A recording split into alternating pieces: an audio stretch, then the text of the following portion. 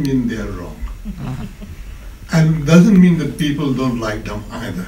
So one has to separate one's like or dislike of a politician's personality from his or her ability to get re-elected. And just because if you go on being defeated, you have to ask yourself, what is it that the people know that the party doesn't know? Why is it that in the middle of 3 million unemployed, Mrs. Thatcher was getting re-elected and we, the greatest friends of the working class, were getting beaten? So when a change happens, as it did 2-3 years ago, I was kind of,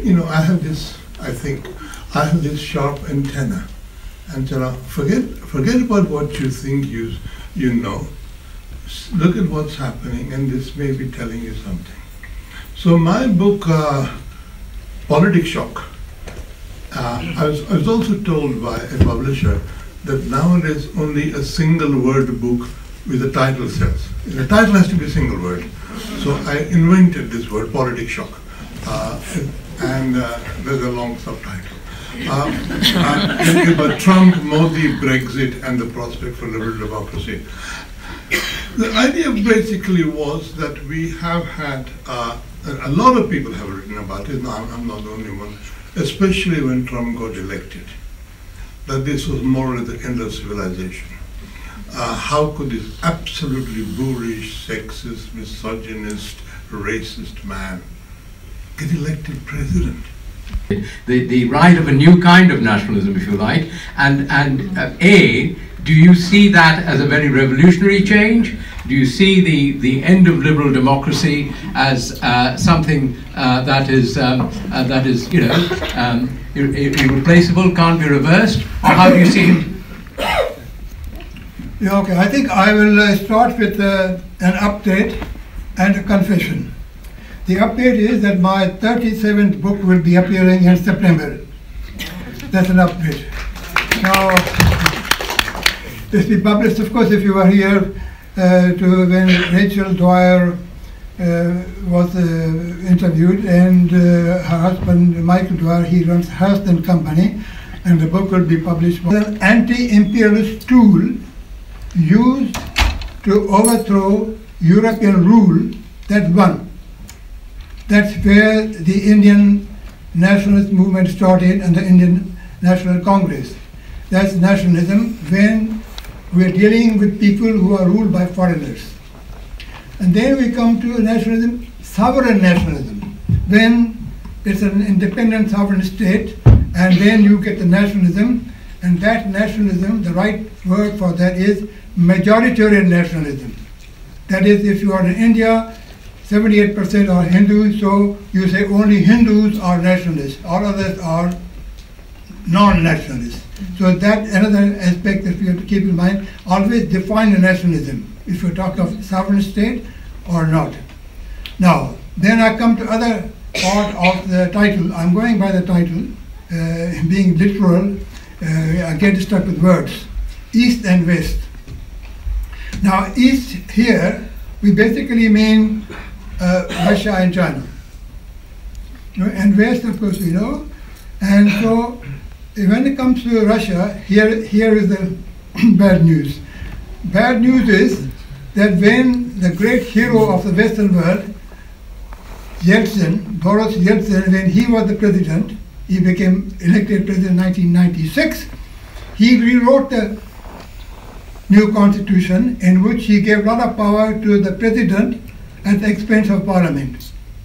And when Putin followed him, all Putin did was follow the constitution. So he became a strong president. And so on the Western side you say, oh, authoritarianism, authoritarianism. But wait a minute. The Hindus in India haven't had power since Prithviraj Chauhan was beaten by, Sultan of Gori. What? I mean, in Indian context, we have to look at what happened since 1947. Okay, I mean this is history. I mean, I have this somewhat unconventional belief, which you no doubt caused lots of questions, that India only came into existence on the 26th of January 1950. The first emperor was Rajendra Prasad, who ruled over all India. No previous president, no king has ever ruled over all of India, even excluding Pakistan, taking out that territory. Rajendra Prasad ruled over more territory of India than any previous king ever. So India was a civilization. India was an idea. It was never a nation state. So in answer to you, Hindus probably didn't have power. Maybe Hindus had power to the first millennium after Christ, lost in the second millennium after Christ. But the current nationalism in India, the whole notion of nationalism in India, starts after 1857. In 1857, they were trying to restore Mughal Empire. Had 1857 succeeded, they were trying to restore Bahadur Shah. Nobody was talking about the Indian nation. The Indian nation nationalist movement starts after that. And the nation which was established, partition as it was, in 1947, is the nation to which we can apply the word nationalism. So whether if Hindus had power in Prithviraj Chauhan is utterly irrelevant to me. Europe, India should be thought of like Europe. It's many countries in one. Luckily now it is a single entity.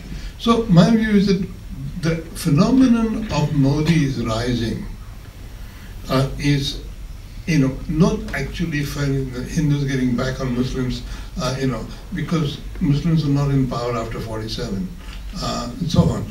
I think one has to understand in terms of which people, which sections of the population felt that they had a grievance, and where did the grievance come from.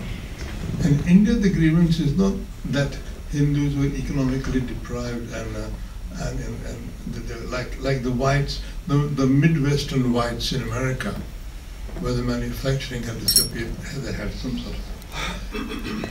In India, it is an ideological battle, and you're quite right. The whole notion of Muslim, Muhammad Ghori, etc., is invoked, not because it has any relevance to it, but because there is a sense of grievance, very carefully inculcated by, the Parivar. It's a very interesting story that when I was young, in the 1950s, all of us believed that the question was not if, but when India would become communist. Everybody was convinced India would become communist. Nobody ever even seriously thought that the RSS or Hindu Parivar would ever get anywhere. Why did they do? Because they did what the communists were meant to do. Patiently, street by street, go and argue your case. Don't worry about winning in the short run. You will win in the long run. And that's what the RSS did. That's what the BJP did.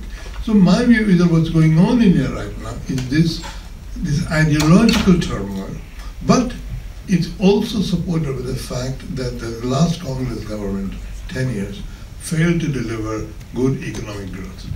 And if you deliver good economic growth, so I think the jury is out as to whether BJP will succeed in winning in the next election or not. But there is a profound change going on in the way people define the nation, the way the people conceive the nation, and that change has happened over the last 40 years. Dilip. I think if I can now draw on my book, The Longest August, the unflinching rivalry between India and Pakistan, then I think I can actually see things in a proper, it's a cliche, historical perspective. I'm sure you heard it before, historical perspective. Now see, when there was Indian National Congress, of course it's there now, there were always two, our anti-imperialist movement in India, there were always two strands in it. One strand was all the bad guys, Christians who came from all over Britain and so on and so forth. They are foreigners, they never settled down here. They would go off for a 3-year contract and ruled by relays. And unlike those who, Afghans and Mughals, they came, settled down here, etc., etc. So there were two strands, in the anti-imperialist movement in the Indian subcontinent. One which was against the British, the other one said, foreigners, once upon a time there was Akhand Bharat. There was a whole very, this nostalgic golden age. All the Hindus were there, maybe some Buddhists, So this was a great, pure Akhand Bharat Hindu. And then in 1192, Muhammad Ghori, bad guy, he defeated Prithviraj. From that moment onwards, foreigners. So always there were two strands. They didn't just come out of nowhere. Now what's interesting, and that's something I have to go back to the small print. If you examine within the Congress party itself, there were Hindu nationalists. Madan Mohan Malviya, he was president of Hindu Mahasabha, also president of the Congress party. And then of course, when the crunch comes, and this is something which might shock some people, it's a fact. When riots took place in Delhi around partition and independence, Muslims, had to leave their places and they became refugees. And at that time was a crunch moment. The only leader who stood by what we call secularism was Nehru. Rajendra Prasad said, Indian army should not save Muslims. You heard me. I didn't make it up. I can give you the source. So when the crunch came, Sardar Patel, he called the Rashtriya Swayamsevak Sangh RSS patriots. So they were always within the Congress party itself a Hindu nationalist. Now when Congress party of so many rulers ruling for so long, corruption, blah, blah, blah, and therefore the other part which was subservient or which was secondary came up. So it's not surprising. And of course, it's not really Modi. Before Modi there was Vajpayee. Except Vajpayee was a moderate Hindu nationalist, and of course even Vajpayee said RSS made my character. So I think it's not something which suddenly happened, and that's something. So whenever we are shocked by what's happening, in the same way like we're shocked by what this real estate tycoon from New York is doing, but there is a strong element, and the failure of the secular centrist party has allowed this element to come up. That doesn't mean it's all lost, but that's something to keep in mind. Right, I'm sure there'll be people who want to ask questions. We've got a few minutes, I think. So, that had been destroyed. Was that a reaction to that? Not that it justifies it, but was that a reaction? Yeah, I think if we start with the thesis that the Congress party is a centrist party, so alternative will be to the right or to the left. Now, as far as the left is concerned, the Communist Party, quite simply, has a very long, boring analysis which will put you to sleep. Basically, Communist Party, if you compare this with what happens in Italy, where Antonio Gramsci was able to deal with the Catholic Church very strong and come up with some kind of compromise. There was an original thinking of a Marxist called Gramsci. Now, in India, the key point in India, of course, it's a Hindu society. Key point in India is caste. When we say the democracy in India, it's a caste democracy. As a result of democracy, what's happened? The middle caste, initially Brahmins who were only 3 to 5% of the population, and Khatris who were another 7-8%, they were the ruling, by vote, they were ruling the thing. Now the middle caste have come up. That's the reason, because of democracy, one person, one vote, they understand the power of the vote, etc., etc. Now, quite simply, without going into too much detail, the communist leadership, communist ideology failed to understand and the mechanism of it and how to deal with it. They failed to do that. And no political party in India, an all India party, could get anywhere very further unless they had some roots in Uttar Pradesh and Bihar. Between the two of them, they have almost 40% of the MPs, So, Communist Party, because, I guess, let me put this way, because the Communist Party of India was subsequent to the Communist Party of Great Britain and to the Communist Party of the Soviet Union. They did not have original thinking. The only true communist who had original thinking was M.N. Roy. But he didn't have, So anyway, that basically fell apart. And therefore you go to the right, that is the Hindu in the BJP.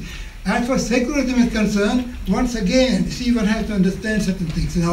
Nehru had such a powerful image. He was popular. And again, I have to be very brutal about it. He was the light-skinned Brahmin. So the typical traditional Kisan, he would also say, "Dekho bhai, bada sahab hai." See, so that element was always there. And remember that in India, the literacy rate at the time of partition, independence, was 18%, 18%.